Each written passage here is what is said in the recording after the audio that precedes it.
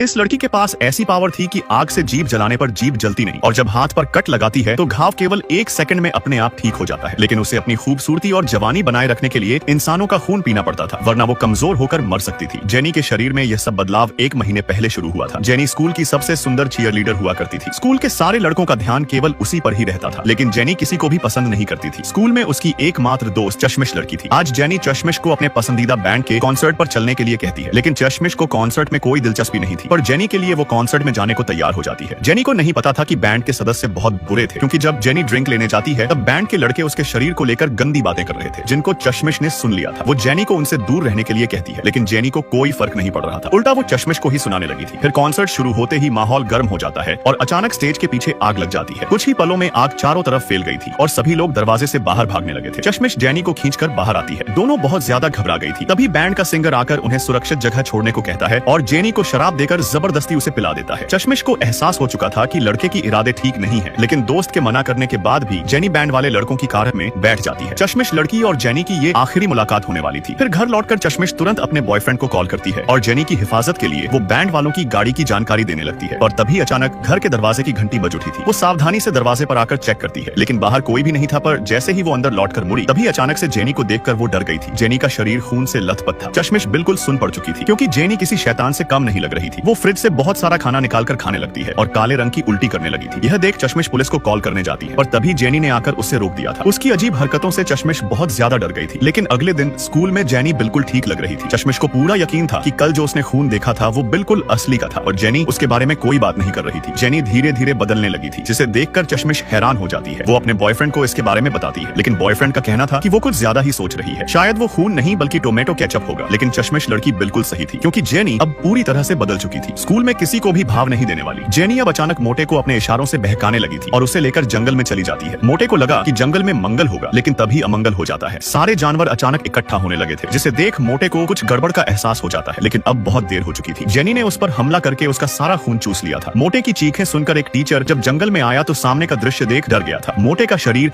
अंदर से पूरी तरह खोखला हो चुका था। मोटे की मौत से पुलिस सतर्क हो जाती है और पूरे स्कूल में डर का माहौल बन जाता है। खून पीने के बाद जेनी झील में नहाकर अपने आप को साफ कर लेती है। कोई नहीं जानता था कि जेनी के इस खूबसूरत चेहरे के पीछे एक खूंखार राक्षस छिपा हुआ है। दरअसल जिस दिन जेनी बेहोशी की हालत में बैंड वालों के साथ जा रही थी तो चारों लड़के मिलकर उसे एक जंगल में लेकर आ गए थे। जेनी उनसे छोड़ने की विनती करती है, पर लड़के उसे बांधकर एक झरने के पास ले आते हैं। चारों लड़के मिलकर जेनी की बलि शैतान को देने जा रहे थे, ताकि उनका बैंड मशहूर हो सके। पर जेनी पवित्र नहीं थी, जिस कारण उसे मारने के बाद वो शैतान के वश में हो जाती है और चारों लड़कों का खून चूसकर उन्हें ऊपर पहुंचा देती है।